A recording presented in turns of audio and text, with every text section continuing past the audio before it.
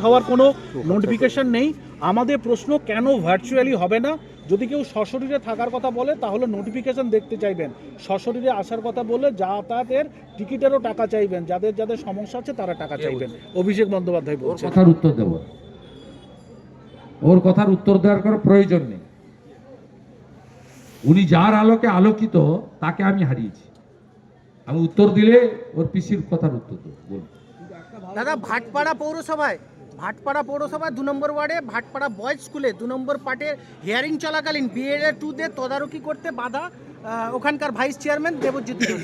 এগুলো বিচ্ছিন্ন ঘটনা। অ্যাকশন নিতে হবে ইলেকশন কমিশনকে। আর এসআইআর সুষ্ঠুভাবে না হলে ভোটার তালিকা বেরোবে না। আপনি কোন চ্যানেল? আজকে দাদা দাদা দাদা এখানকার ছেলে না